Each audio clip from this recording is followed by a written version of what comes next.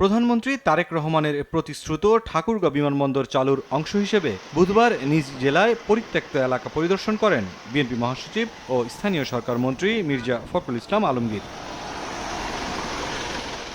এ সময় এক মতবিনিময়ে আগামী ২ বছরের মধ্যে ঠাকুরগাঁও বিমানবন্দর চালুর কথা জানান তিনি। বলেন, বিএনপি জুলাই সনদ বাস্তবায়ন চায় না এমন মিথ্যা অপপ্রচার চালিয়ে মানুষকে ভুল বোঝানোর চেষ্টা চলছে।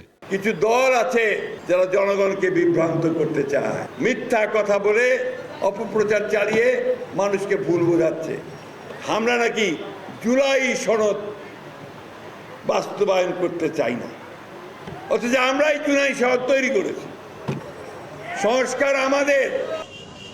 এদিকে সকালে রাজধানীর নয়াপল্টনে জুলাই সনদ ও গণভোট নিয়ে অপপ্রচারের বিরুদ্ধে এবং সরকারের ইতিবাচক পদক্ষেপগুলোর পক্ষে জনমত সৃষ্টির লক্ষ্যে লিফলেট বিতরণ ও গণসংযোগ কর্মসূচির আয়োজন করা হয়। এ সময় জুলাই সনদ নিয়ে জাতিকে বিভ্রান্ত করার যে চেষ্টা চলছে, জনগণকে সঙ্গে নিয়ে তা রুখে দেওয়ার হুঁশিয়ারি দেন বিএনপির ঢাকা মহানগর দক্ষিণের আহ্বায়ক রফিকুল আলম মজনু। আন্দোলনের ভয় দেখিয়ে জোর করে কোন জুলাই সনদের মিথ্যা তথ্য দিয়ে ওই সনদ বাস্তবায়ন করা সম্ভব নয়। এই বিষয়ে যদি কেউ কোনো ধরনের মত সৃষ্টি করার চেষ্টা করে, অবশ্যই বিএনপি বসে থাকবে না, তাদের বিরুদ্ধে অবশ্যই বিএনপি ব্যবস্থা গ্রহণ করবে। সকল অপপ্রচারের ব্যাপারে জনগণকে সজাগ থাকার আহ্বানও জানান বিএনপি নেতারা। মুরসালিন হক জুনায়েদ, সময় সংবাদ, ঢাকা।